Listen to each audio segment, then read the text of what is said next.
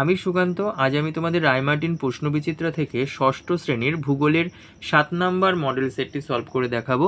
First unit test 7 নম্বর model set. তো চলো শুরু করা যাক। দেখো 1 নম্বর, শুক্র গ্রহের গড় উষ্ণতা 465 ডিগ্রি সেন্টিগ্রেড। 2 নম্বর দেখো সৌরজগতের বৃহত্তম গ্রহাণু সেরেস। 3 নম্বর মাউন্ট এভারেস্ট নেপাল দেশে অবস্থিত। 4 নম্বর দেখো পৃথিবীর নিরক্ষীয় ব্যাস মেরু ব্যাসের তুলনায় 42 কিলোমিটার বেশি।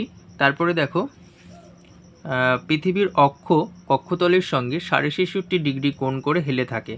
আচ্ছা, তারপরে দেখো 6 নম্বর, মূলমধ্য রেখা পেরিয়ে পূর্ব গোলার্ধে গেলে একদিন বাড়িয়ে নিতে হয়।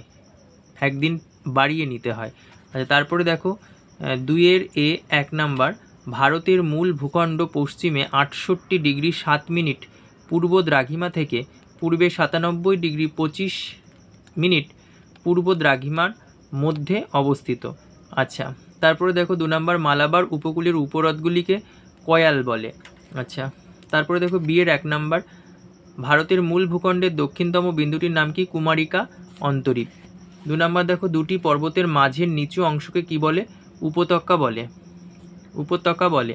আচ্ছা, তারপরে দেখো 1 নম্বর, ভারতের দুটি বিশ্ব প্রাকৃতিক ঐতিহ্যপূর্ণ স্থানের নাম লেখো। একটা দেখো সুন্দরবন, এপাশে লেখা, তারপর আরেকটা দেখো এখানে লিখে দিয়েছি নন্দা দেবী। আচ্ছা, তারপর 2 নম্বর দেখো উপসাগর কাকে বলে? পাঠ্য বই 65 পেজ দেখো 3 দিকে স্থলভাগ দ্বারা বেষ্টিত জলভাগকে উপসাগর বলে। এটা পাঠ্য বই পেয়ে যাবে 65 নম্বর পেজে। 3 নম্বর দেখো নেপালের সঙ্গে ভারতের কোন কোন রাজ্যের সীমানা স্পর্শ করে রয়েছে? উত্তরাখণ্ড, উত্তরপ্রদেশ, বিহার, পশ্চিমবঙ্গ এবং সিকিম রাজ্যের সীমানা স্পর্শ করে রয়েছে। 4 নম্বর দেখো বিষুবরেখা কাকে বলে? দেখো বিষুবরেখা কাকে বলে? পৃথিবীর উত্তর ও দক্ষিণ মেরুবিন্দু থেকে সমান দূরত্বে পৃথিবীর ঠিক মাঝখান দিয়ে পূর্ব পশ্চিমে কল্পিত বৃত্তাকার রেখাকে নিরক্ষরেখা বা বিষুবরেখা বলে। তারপর দেখো 2 নম্বর, দ্রাঘিমা রেখার বৈশিষ্ট্যগুলি লেখো। দ্রাঘিমা রেখার বৈশিষ্ট্য পেয়ে যাবে 76 পেজে।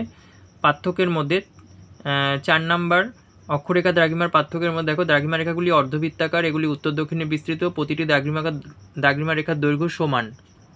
তারপর দেখো দ্রাঘিমা রেখাগুলি পরস্পর সমান্তরাল নয়। দ্রাঘিমা রেখার অপর নাম দেশান্তর রেখা। তারপরে দেখো 3 নম্বর, আকার, সংখ্যা ও দৈর্ঘ্যের ভিত্তিতে অক্ষরেখা ও দ্রাঘিমা রেখার পার্থক্য লেখো। দেখো আকার প্রথমেই আছে আকার, এটা পেয়ে যাবে 76 পেজে 4 নম্বর। আকার অক্ষরেখাগুলি পূর্ণবৃত্তাকার, দ্রাঘিমা রেখাগুলি অর্ধবৃত্তাকার। তারপর দেখো দৈর্ঘ্য, প্রতিটি অক্ষরেখার দৈর্ঘ্য সমান নয়, প্রতিটি দ্রাঘিমা রেখার দৈর্ঘ্য সমান। তারপর দেখো সংখ্যা, পৃথিবীতে মোট অক্ষরেখার সংখ্যা 179টি আর মোট দ্রাঘিমা রেখার সংখ্যা 360টি। তারপরে দেখো 4 নম্বর, নিরক্ষীয় তলের সংজ্ঞা দাও। পেজ নাম্বার 69 পেজে পেয়ে যাবে নিরক্ষীয় তল। দেখো নিরক্ষরেখা যে তলে অবস্থিত তাকে বলা হয় নিরক্ষীয় তল। তারপরে দেখো বলছে কর্কটক্রান্তি রেখার মান কত?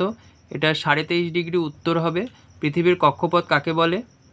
78 পেজে 3 নম্বর কোশ্চেন দেখো পৃথিবীর কক্ষপথ কাকে বলে? এখান থেকে পড়বে পৃথিবীর যে নির্দিষ্ট পথে সূর্যের চারিদিকে ঘুরে তাকে পৃথিবীর কক্ষপথ বলে। বৈশিষ্ট্য এখানে দেওয়া আছে। তারপরে দেখো 5 নম্বর, ভারতের উপদ্বীপীয় মালভূমি অঞ্চলের সংক্ষিপ্ত পরিচয় দাও। দেখো 240 পেজের 3 নম্বর, ভারতের উপদ্বীপীয় মালভূমি অঞ্চলের ভূপ্রাকৃতিক বৈশিষ্ট্য এখান থেকে পড়বে। তারপর দেখো আকৃতি, সীমা, উচ্চতা, বিভাগ, তারপরে মধ্যভাগের উচ্চভূমি, তারপরে দেখো পূর্ব ভারতের উচ্চভূমি, দাক্ষিণাত্যের মালভূমি, এই পর্যন্ত। তারপর দেখো 2 নম্বর, সিন্ধু নদের গতিপথ বর্ণনা করো। 243 পেজের 8 নম্বর কোশ্চেন দেখো সিন্ধু নদের গতিপথ বর্ণনা। দেখো উৎস, গতিপথ, উপনদী, মোহনা, শহরের অবস্থান, এই পর্যন্ত। তারপর দেখো 3 নম্বর, গঙ্গা নদীর গতিপথ বর্ণনা করো। 242 দেখো 6 নম্বর, গঙ্গা নদীর গতিপথ বর্ণনা করো। উৎস, গতিপথ। তারপর দেখো কাছে ভাগীরথী নামে প্রবাহিত হয়ে প্রথমে মন্দাকিনী ও পরে অলকানন্দার সঙ্গে মিলিত হয়েছে এবং গঙ্গা নাম নিয়ে দক্ষিণ পূর্বে প্রবাহিত হয়েছে। দিয়ে দেখো মধ্যগতি, নিম্নগতি এবং গঙ্গায় তীরবর্তী শহর, এই পর্যন্ত। তারপর দেখো 4 নম্বর, ভারতের উত্তরে নদীগঠিত সমভূমি অঞ্চলের বিবরণ দাও।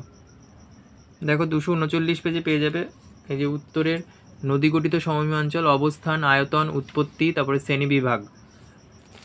তারপরে এদিকে দেখো বৈশিষ্ট্য,